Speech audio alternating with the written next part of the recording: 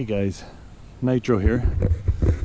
I'm back up on the Monroe Truck Trail doing a little update. I decided to come up here and do a little bit of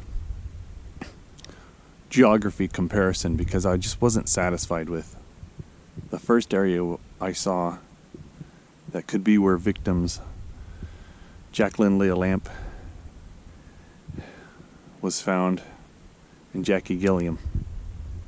So I decided to come up here after researching some aerial photos of Google Maps and Google Earth, and I wanted to check this area out, and I want to throw it out at you guys, and you guys can tell me what you think, what seems more closer, matches in pictures. I will post the pictures onto here like I did before to try and do some type of comparison. But you tell me what area kind of matches a little better, because now the more I look at it, I don't know if my mind's just playing tricks on me or what, but the more I look at it, the more it kind of blends together, and it makes it very difficult to try and compare from the 1979 photos till now. But this area I'm looking at right here that I hiked to, which is past the first area, just seems, alright, sorry about that, I cut out there, but it just seems very, very close to the first area. You can see a matching hill right there on the right. The trail continues right up here. You can see a large kind of open area right up there where the Forest Service vehicles and coroner vehicles would have been able to turn around there. Bittaker's van also would have been able to turn around there. And I believe this is one of the last kind of large open areas that they might have been able to turn around. See how it's a kind of a large flat area, kind of opens up right there compared to how the trail is here. Those vehicles still very easily could have driven down this trail past the original point that I was showing earlier in my previous videos. Like I said though, it's so difficult when you look at this terrain and you try and start comparing when 40 years of time has elapsed. It's very difficult. The ruggedness and the steepness of this area also matches. You see how that red goes down that the back of that mountain right there? I've noticed that in several areas up here. I believe, tell me if I'm wrong, but I believe that was old fire breaks that they had made previously. And you could see them in some of the photos, in the evidence photos, as well as in the previous video. Just like here, you have this red, you have kind of a red back going down this ridge right here.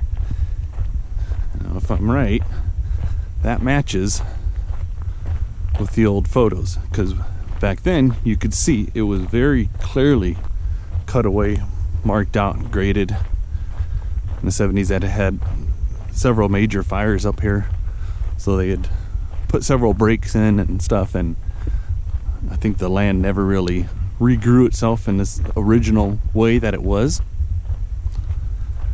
So it kind of, these red bushes and growth looks very different from kind of the rest of the landscape. Now I'm also going to show you the mountains in the back there. It's very important. You'll see in the older pictures, you can very clearly see the mountains in the back, and that is very important of being able to match.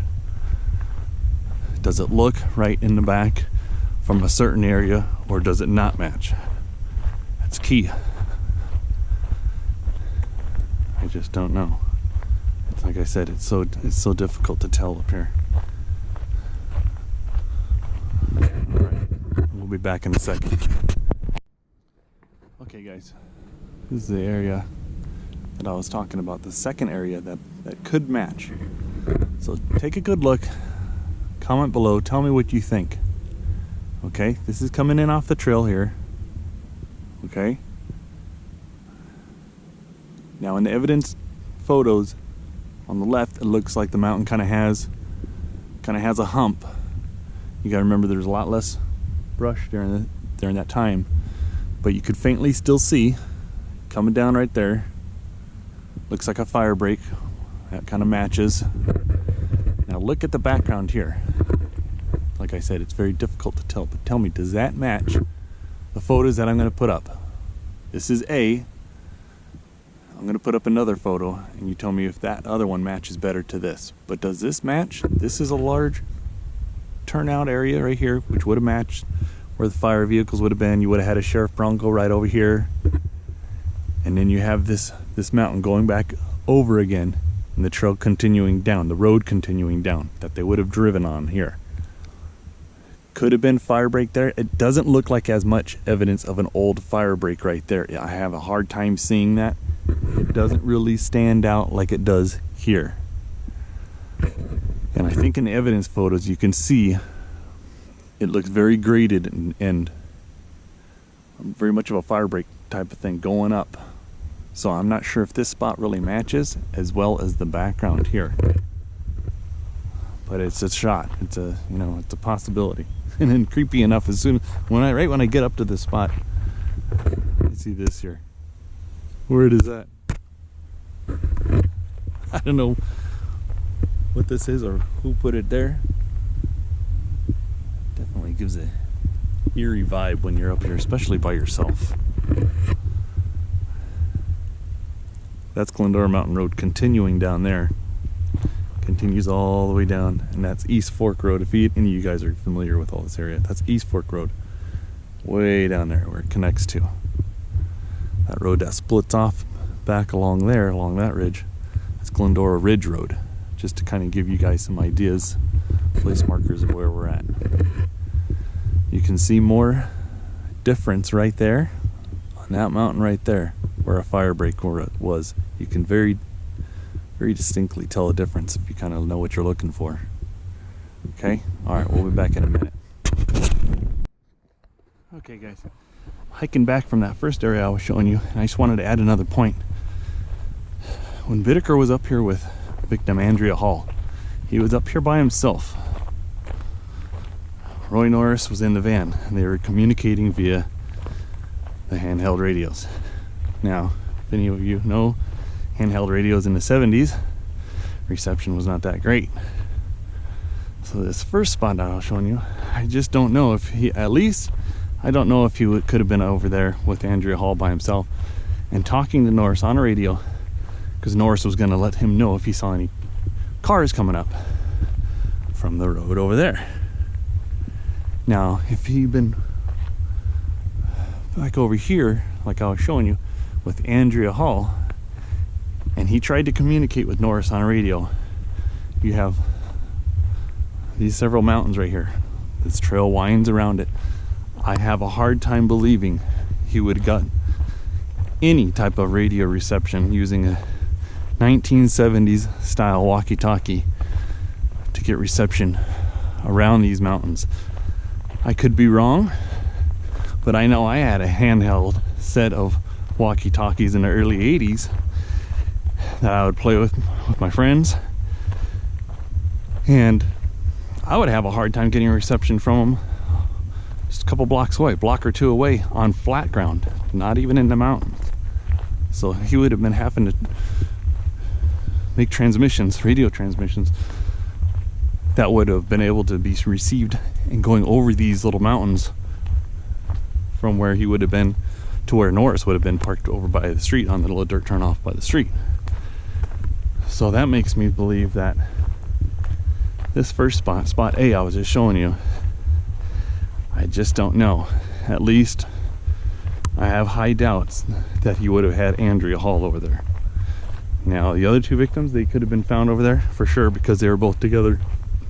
Norris and Whitaker were together at that time. Nobody was playing lookout. So we'll have to match the photos like I said on that one.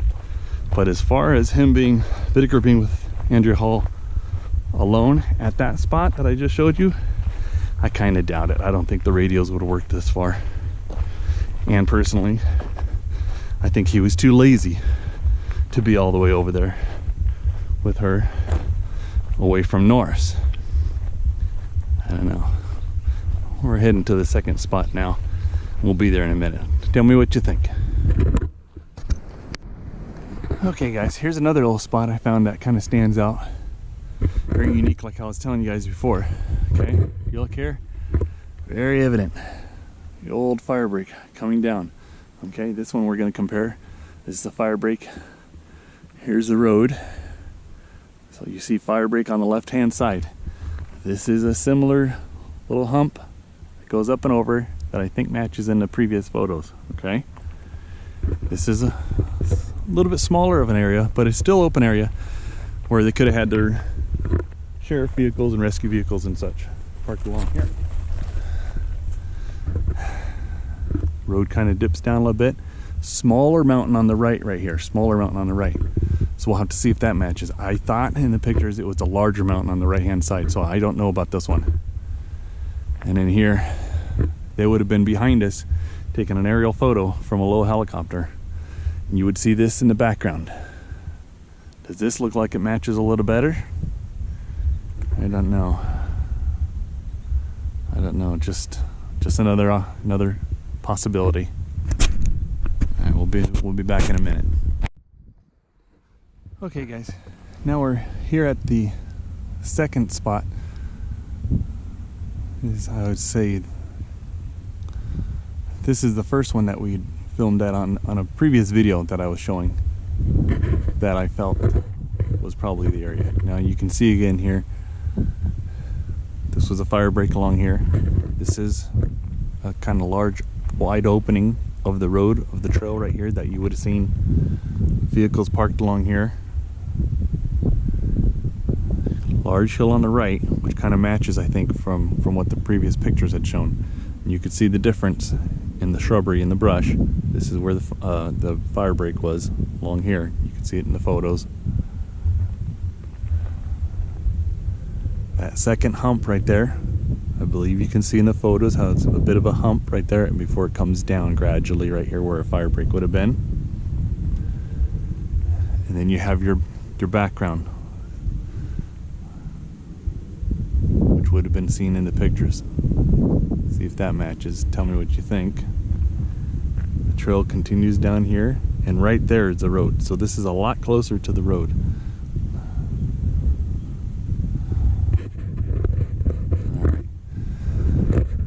I might not be making any more videos on the toolbox killers for a little while because there hasn't been any new information, nothing coming up regarding searches or anything like that.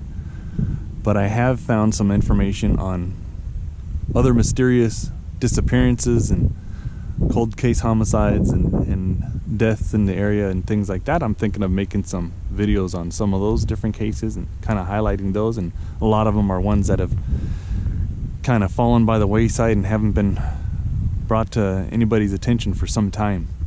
So I'm thinking of maybe doing that. Tell me what you guys think if you'd want to see anything like that. Throw some other things in there until we maybe hopefully hear of some new information regarding this case, and maybe some new upcoming searches, or hopefully maybe something will be coming up in the future with that. But as for now, it's kind of hit still ground right now, and haven't really heard of anything coming up from any of my friends or contacts or anything like that. So we just kind of hit a wall for now, so to speak. All right, let me know, and take care.